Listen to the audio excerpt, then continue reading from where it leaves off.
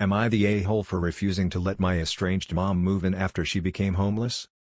I, 27M, have been estranged from my mother for almost 10 years now.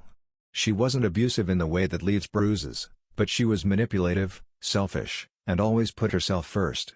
When I was 17, she drained my college fund to pay off her gambling debt, and when I confronted her, she told me, "You're young, you'll make the money back." I had to work 2 jobs just to afford community college while my friends were heading off to universities with the support of their families. That was the beginning of the end. After years of lies, broken promises, and neglect, I cut her off completely when I was 18 and never looked back. She never reached out, not for birthdays, not for holidays, not even when I graduated. As far as I was concerned, she was just some woman who happened to give birth to me. Now, out of nowhere, she calls me. I almost didn't pick up, but curiosity got the better of me. She was crying, telling me she had nowhere to go, that she had been evicted, that she had no family left but me. It was honestly kind of surreal to hear her acting like we had any kind of bond. She sounded desperate. She begged to stay with me, just for a few months while she got back on her feet. I said no. I told her she made her choices, and I wasn't responsible for picking up the pieces. She tried to guilt-trip me, saying things like, "You're my son, you should want to help me." But I reminded her that when I was struggling, she was nowhere to be found. I told her I didn't owe her anything. That's when things got weird.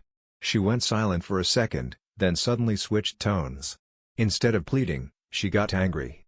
She started bringing up the past but in a way that twisted everything. She said I abandoned her, that I was the one who cut her off, that I was cold-hearted and selfish. She even said that my refusal to help her proved that she was right to take my college money, because clearly, I was the type of person who wouldn't appreciate it anyway. I hung up on her. I was shaking with rage, but I still felt like I made the right choice. I was not about to let someone like that back into my life. But then, the real drama started. A few days later, I came home from work and found someone sitting on my front porch. It was her. She looked awful, dirty clothes, a half-empty backpack at her feet. She said she had nowhere to go and that she would just sleep outside my door if I didn't let her in. I almost caved. I almost let her in. But then I remembered all the times she had manipulated me in the past, and I stood firm. I told her to leave. She refused. I don't know what I expected, but I didn't expect her to start screaming. She yelled at the top of her lungs that I was a heartless bastard, that I was a horrible son, that she wished she never had me. Neighbors started coming outside to watch the spectacle. And then, the cops showed up. Someone must have called them because 2 officers pulled up, and before I could say anything, my mom collapsed onto the ground, sobbing, acting like I had just thrown her out onto the streets after she had raised me with nothing but love. She told them she was my mother, that she had fallen on hard times, that I was leaving her to die. The cops looked at me like I was some kind of monster. I told them the truth, that we had been estranged for years, that she had a history of manipulation, that she wasn't my responsibility. They said they couldn't force her to leave unless I wanted to press trespassing charges. I hesitated. She saw it. And she pounced. "I knew you wouldn't do that to your own mother," she said, her voice soft and full of fake gratitude. And that's when I did it. I looked at the officers and said, "I want to press charges." The look on her face was pure shock. Like she actually thought I wouldn't do it. Like she thought she still had some kind of hold over me. The cops took her away, and I went inside, locking the door behind me. My phone has been blowing up with texts from extended family members I haven't spoken to in years, all telling me I went too far. They're saying I should have just let her stay, just for a little while. That no matter what she did, she's still my mother. At first, I ignored them. I wasn't about to sit here and justify my decision to people who hadn't been in my life for years. But then my aunt, my mom's older sister, left me a voicemail. "You don't have to let her live with you, but pressing charges? Really? She's got nothing, and you just threw her to the wolves. I thought you were better than that." That one got under my skin. Maybe because my aunt was one of the few family members I had somewhat respected growing up. Maybe because she was the only adult who ever stepped in when my mom's selfishness got out of hand. Either way, it made me second-guess myself. I didn't drop the charges. But I did look my mom up online, trying to figure out where she ended up. I found out she had been released after a night in jail, but beyond that? Nothing. No social media. No job listings. No address. For a few days, things were quiet. Then, one night, I was sitting on my couch, half watching TV, when I heard a noise outside. Not loud, just subtle. Like someone shifting their weight on the porch. My stomach dropped. I stood up and walked toward the front door, my heart pounding in my chest. Through the peephole, I saw nothing. Just the dimly lit street, empty and quiet. But then, as I was about to turn away, I caught it, movement in the corner of my vision. Someone crouching just off to the side. I yanked the door open, my pulse racing. No one was there. But on the ground, sitting neatly on my welcome mat, was a small, folded piece of paper. I picked it up with shaky fingers and unfolded it. The message inside was short, scrawled in uneven handwriting. "You'll regret this." I stared at the note, my hands starting to sweat. My first instinct was to tell myself I was overreacting. That maybe it was some stupid prank. But deep down, I knew better. And then, something else caught my eye. A single, faint shoeprint in the dirt beside the porch. A shoeprint leading away from my house. Whoever left the note had been watching. And they wanted me to know it. I slammed the door shut and locked it, my pulse hammering in my ears. I wasn't some paranoid lunatic, but something about this felt off. The note. The way they stayed hidden. The fact that they wanted me to find it instead of just confronting me directly. I tried to sleep that night, but every creak in the house made me sit up and listen. I checked the locks 3 times. Even moved a chair in front of the front door, just in case. Morning came, and I told myself I was being dramatic. Maybe it was my mom, maybe it wasn't. Either way, I had no proof.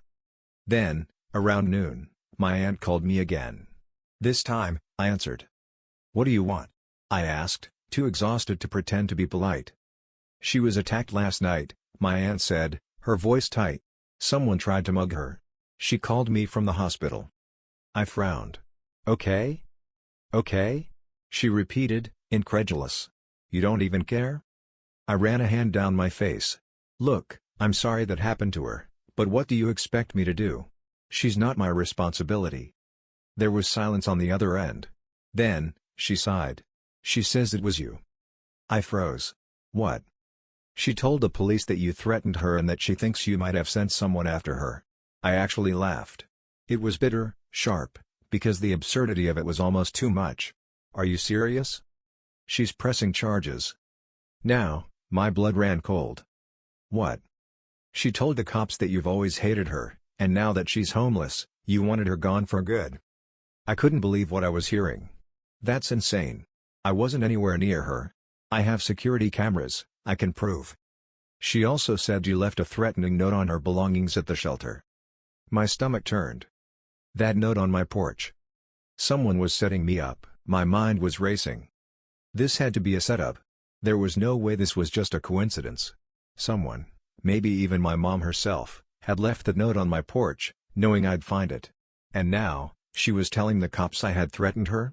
That I had someone attack her? I gripped my phone tighter. "Aunt Lisa, you have to know this is bullshit. I haven't seen her since she showed up at my house. I didn't leave any note at a shelter, and I sure as hell didn't send anyone after her." "I want to believe you," she said. "But the cops don't know that. They're looking for you." My throat went dry. "They want?" "She filed a report. They're going to want to question you." I ran a hand through my hair, pacing. This wasn't just family drama anymore, this was serious. If my mom was framing me, that meant she had a plan. And if she had a plan, she wasn't going to stop here. I needed proof. I ended the call with my aunt and immediately pulled up my security footage. I had cameras on my porch and driveway, basic stuff, but good enough to see who had left that damn note. As I scrolled through the footage from the night before, my stomach clenched. There was movement at 2:37 a.m. I clicked on the clip, and my screen filled with grainy night vision footage of my front porch. At first, nothing. Just the quiet street. Then, from the left side of the screen, a figure stepped into view. A woman. She had a hood pulled low over her face, but even with the shitty quality, I could tell she was thin, hunched, moving carefully. She crept up to my porch, pulled something from her pocket, and placed it on the doormat. Then, she turned. For just a split second, the hood shifted. And I saw her face. I actually staggered back from my desk, my breath catching in my throat. It wasn't my mom. It was my cousin, Emily. Emily. What the hell was Emily doing at my house in the middle of the night? My mind reeled as I replayed the footage. It was her, no doubt about it. I hadn't seen her in years, but I recognized the sharp curve of her jaw, the way she moved. She was my mom's niece, a few years older than me, and growing up, she was always the golden child. She had been the one in the family who could do no wrong. But why would she be involved in this? I grabbed my phone and called my aunt back. She answered almost immediately. "What?" she snapped, still pissed from our last conversation. "I know who left that note on my porch," I said. "It wasn't Mom." There was a pause. "What?" "I have security cameras. I just checked the footage. It was Emily." Silence. "And Lisa?" More silence. Then, finally, a quiet, "Oh my God." I sat down heavily. "Yeah." My aunt sucked in a breath. "Listen to me, okay? Don't do anything yet. I need to talk to her." "Talk to her? What is there to talk about? She just tried to frame me for threatening my own." I know," my aunt said quickly. "But if she's involved, then this is bigger than we thought. If you go straight to the cops, she'll panic. Let me figure out what's going on first." I wanted to argue. Every instinct told me to march straight to the police with the footage and clear my name. But something about my aunt's voice made me hesitate. She knew something. "What aren't you telling me?" I asked. She hesitated. "I don't." "Aunt Lisa." My voice was sharp now. "You know something." She let out a slow breath. Then, finally, she said, "Emily's the one who's been helping your mom. She's the reason your mom knew where you lived." I went cold. "What?" "She's been giving her money. Letting her crash at her place sometimes. I didn't think it was a big deal. But, oh God, if Emily is framing you." I shot to my feet. "You knew she was helping Mom and you didn't tell me?" "I didn't think it mattered," she snapped. "Emily said she just felt bad for her. I thought it was just guilt. I didn't think." I wasn't listening anymore. I was already grabbing my keys. "Where does Emily live now?" I asked. Aunt Lisa hesitated. "Don't do anything stupid. Just tell me." She sighed. Then, reluctantly, she gave me the address. I hung up and headed straight for the door.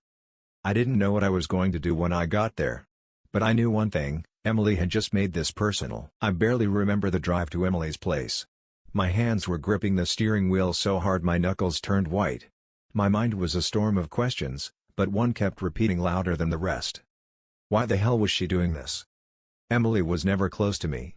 Growing up, she always acted like she was better than everyone, always the first to look down on my mom for being a screw-up. So why would she suddenly care enough to help her? And worse, why would she go so far as to try and frame me? Her apartment complex was on the other side of town, nothing fancy, just a row of aging brick buildings with dimly lit hallways. I parked and took a deep breath, trying to steady myself. Then, I got out and headed straight for her unit. I knocked, hard. No answer. I knocked again, this time louder. "Emily, I know you're in there." A long silence. Then, finally, the sound of footsteps. The door cracked open just enough for me to see one narrowed eye peering out. "Jesus," she muttered. "What are you doing here?" "Open the door." She scoffed. "Yeah, no. Not happening." I stepped closer. "I have you on camera, Emily. You were at my house last night. You left that note. You're trying to set me up." The blood drained from her face. It was quick, just a flicker of panic, but I saw it. And then, just as quickly, she masked it with a smirk. "I have no idea what you're talking about." Rage boiled up inside me. I wanted to shove the door open, but I forced myself to stay calm. "You've been helping her," I said instead. "You told her where I live.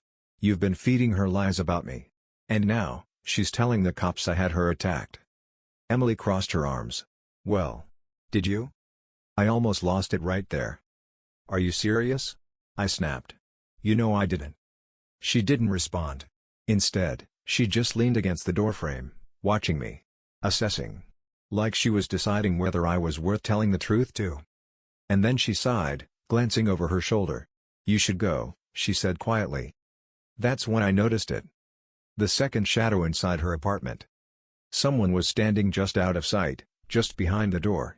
Someone who hadn't moved or made a sound since I arrived. My stomach twisted. "Who's here, Emily?" I asked, my voice low. Her jaw tightened. Go home. And then, before I could react, she shoved the door shut. I stood there, my heart pounding. I had two choices: walk away, or push harder. And every instinct in me was screaming that whoever was in that apartment was someone I needed to see. I wasn't leaving. Not now. I stepped back, staring at the door like I could burn a hole through it just by sheer force of will. My mind raced through possibilities. If Emily was just helping my mom out of guilt, why the secrecy? Why go as far as to frame me? And more importantly, who the hell was hiding inside her apartment? I took a slow breath, then reached up and knocked again. Louder this time. "Emily," I said through gritted teeth. "Open the door." Silence. Then, muffled movement, like someone shifting their weight. I had to think fast. If I pushed too hard, she'd shut down completely. I needed her to talk. So I went for the only thing I knew could get under her skin. "I have security footage," I said, loud enough for whoever was inside to hear. "You think the cops won't be interested in that? I can bring them here right now." The lock clicked. I barely had time to process it before the door cracked open again, just an inch this time. Emily's face was partially visible, her expression tense. "Lower your voice," she hissed. "Why?" I challenged. "Afraid someone will hear?" Her eyes darted behind her. That confirmed it. Whoever was inside wasn't supposed to be here. I pushed harder. "I'm not leaving until you tell me what the hell is going on. Who's in there?" She bit her lip, torn. I could practically see the battle happening in her head. Then, finally, she let out a frustrated breath and opened the door just enough for me to step inside. I hesitated. I didn't trust her. But I also knew this was my only shot at getting real answers. So I stepped in. Emily shut the door behind me and immediately turned, arms crossed, blocking the way deeper into the apartment. "You have 5 minutes," she muttered, but I wasn't looking at her anymore. I was looking past her. At the small, dimly lit living room. The piles of old blankets on the couch. The half-empty takeout containers on the floor. And the figure sitting in the corner, barely visible in the shadows. I sucked in a breath. My skin went cold. Because it wasn't my mom. It was my dad. The man who had walked out on us when I was 12. The man I hadn't seen in 15 years. He looked up slowly, his eyes tired and sunken, his face thinner than I remembered. And then he smirked. "Hey, kiddo," he said. "Long time no see." I froze. My heart dropped into my stomach. I couldn't breathe for a moment. It was like the world had shifted under my feet. My father, the man who had disappeared without a trace all those years ago, was sitting in Emily's apartment, like it was just another day. "How?" I started, but the words caught in my throat. I hadn't prepared for this. I hadn't even thought about the possibility of him being involved. Emily shifted, stepping aside slightly to let me see him more clearly. He didn't move. Just sat there, watching me, that sick, smug grin never leaving his face. "Long time, no see, right?" he repeated, his voice rough from disuse. I wanted to scream, to shout, to demand answers, but the words wouldn't come. This was a man who had torn my family apart. The one who abandoned us without so much as a goodbye, leaving me and my mom to pick up the pieces of our broken. And now, here he was, with my cousin, involved in this twisted mess with my mom. "What are you doing here?" I managed to choke out, my voice barely above a whisper. He leaned back in the chair, his eyes flicking briefly over to Emily, who was standing by the door like she was waiting for something, like she was trying to get out of the line of fire.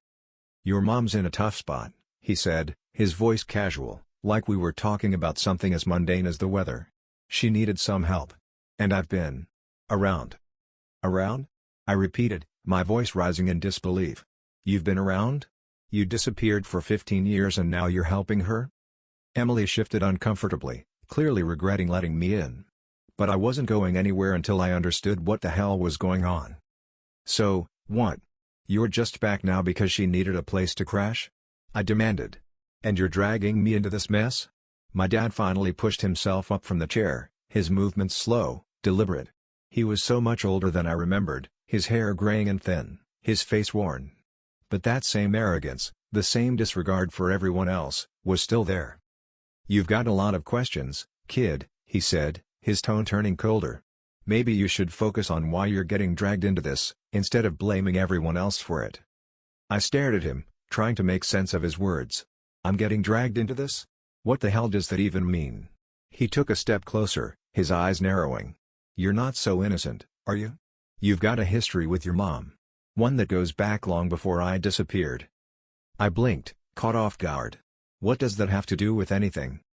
He ignored the question, his gaze flicking over to Emily. You're both in the same boat now, he said, his voice lowering. One way or another, you'll be tied to this mess. And maybe, just maybe, you'll finally see things from my perspective. My brain couldn't process it. My father, who had left, was acting like he was in some kind of control here. Like he was the one holding the cards. But this didn't feel like a game. It felt like a trap. What the hell do you want? I finally spat out. Why are you doing this? He sighed, his posture relaxing slightly as though he were enjoying my confusion. You're just like her, he said. Always thinking you're the victim. Always blaming everyone else.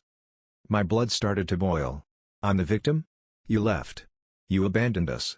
You have no right to say that to me. His eyes darkened, and for a split second, I saw something flicker behind them. Guilt? Regret?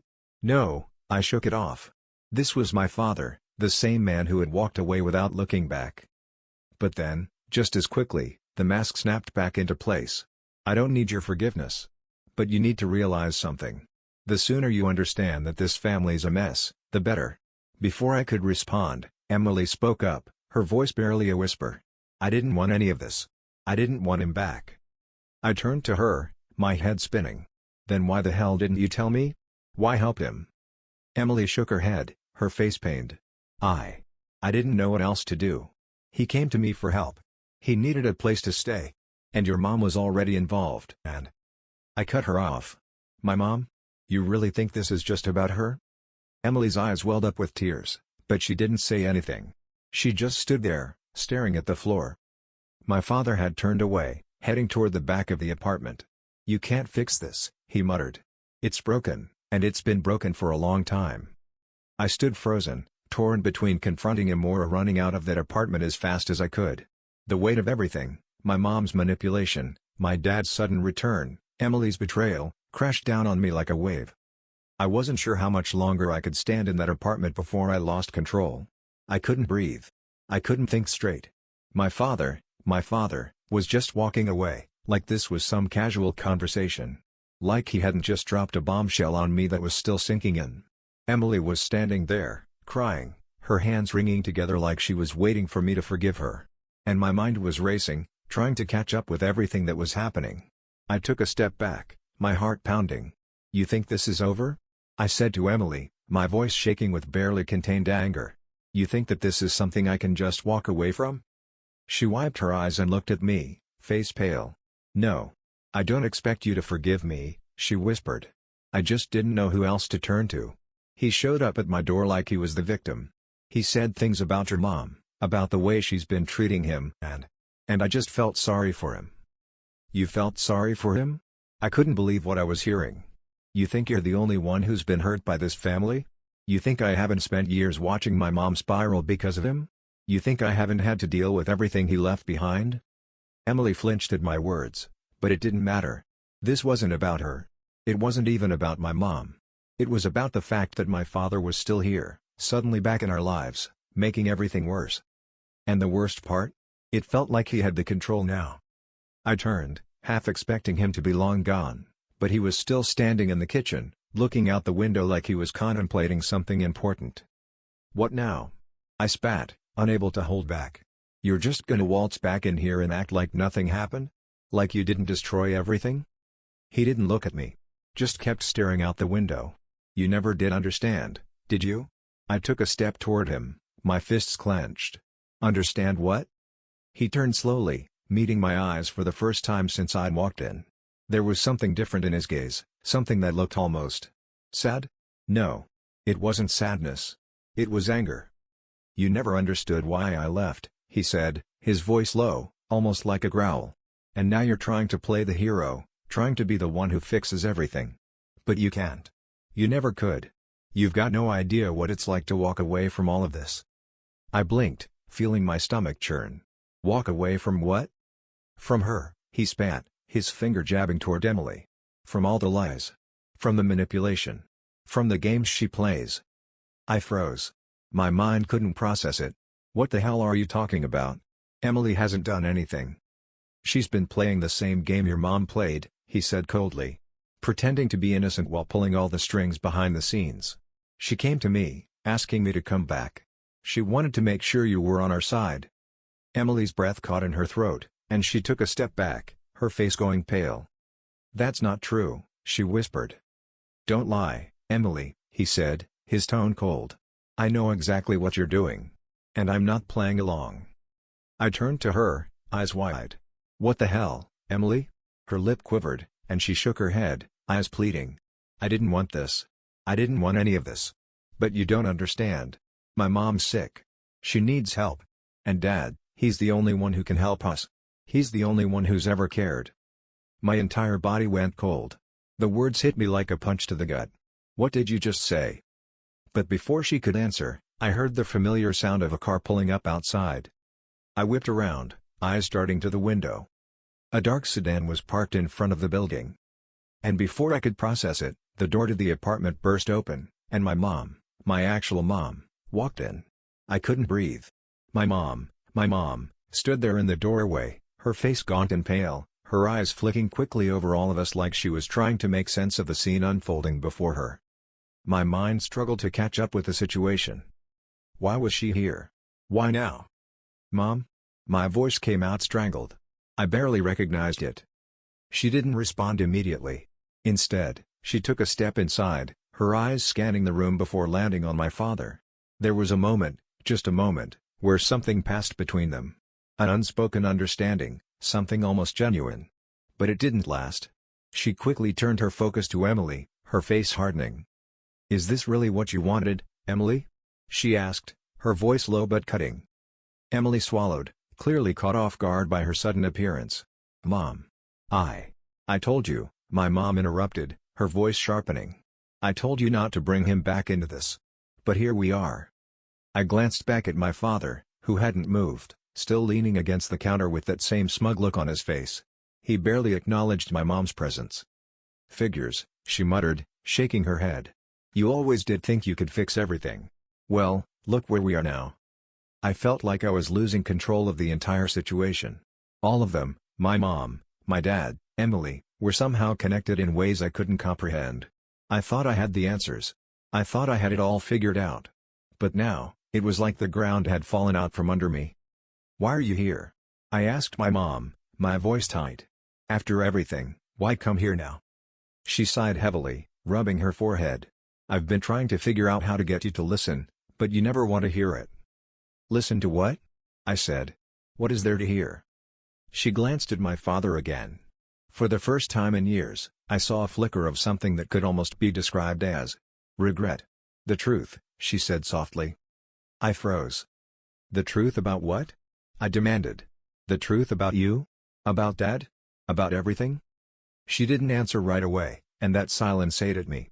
It stretched long and thin, like something heavy hanging in the air. And then she said the words that almost made me collapse where I stood. I never wanted to leave you, she whispered. I never wanted to leave you, she repeated, her voice breaking. But I had no choice. It was either him or you. For a second, I thought I'd misunderstood. What are you talking about? Your father, she said, her eyes narrowing slightly as she looked at him. He was always dangerous. I blinked, confused. What do you mean, dangerous? But before she could answer, Emily stepped forward, her voice shaking. You don't know what you're asking, okay? You don't know anything about what's happened between them, between all of us. The tension in the room was suffocating, and I felt like I was trapped between two sides of a family I didn't understand anymore. My mom's words were heavy and cryptic, and my father, he just stood there, doing nothing, like he was waiting for something. I don't want your pity, he finally said, his voice suddenly cold. I'm not the one who abandoned this family. You did, remember? You walked away. I turned to face him, anger rising in my chest. What the hell does that mean? You left us to rot, and now you think you can come back and... But my mom spoke over me, her voice breaking. He's right. I left. But I didn't leave because I wanted to. I felt my stomach twist. You didn't want to? No, she said, her eyes welling up. I didn't want to. But I had to. He was never the man you thought he was. And I knew if I stayed, you'd end up just like him. The words felt like a slap. I turned to Emily, whose face was pale as a ghost, like she was watching a tragedy unfold. You knew about all of this? About what happened between them? She nodded slowly, her face full of regret. I didn't know what else to do. I thought if I got you to help, if I got everyone to come together, it would fix things. But now... She trailed off, and the words were like a punch to the gut. Now we're just stuck, she finished softly. My mind was spinning. My heart was racing. The truth, whatever it was getting more and more tangled by the second. But one thing was clear. I was part of a broken, dangerous game, and I had no idea how to play it.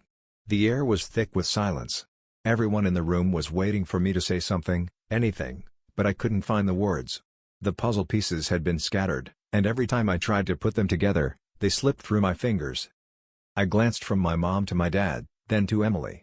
My whole life had been one big story they had told me, my mom, my dad, even Emily, and I realized now that none of it had been true. It was a story they made up to survive, and I'd been a part of it all without even knowing. You all have been lying to me, I finally said, my voice hoarse. You've all been playing games, and I've been the idiot who didn't see it. My mom's eyes filled with tears again, but she didn't speak. Neither did my father, who was still standing by the counter, arms crossed, watching me. And Emily, she didn't look at me, just stared down at the floor, her face pale and full of guilt. I just wanted to fix things, Emily whispered, breaking the silence. I thought if I helped bring you all together, if I forced the truth out of everyone, maybe you could all find a way to... I don't know. Be happy again. I laughed bitterly. Happy? That ship sailed a long time ago. This family is broken beyond fixing. You can't just bring people together after everything we've been through. I could feel the weight of it all, years of resentment, betrayal, lies, crushing me. I wanted to scream. I wanted to break something. But all I could do was stand there, numb, as the pieces of my life crumbled to dust around me. None of you understand, my mom whispered, looking at my dad. You never understood what I had to do to survive. I shook my head, furious. Survive? You abandoned me and ran. You don't get to use that as an excuse anymore.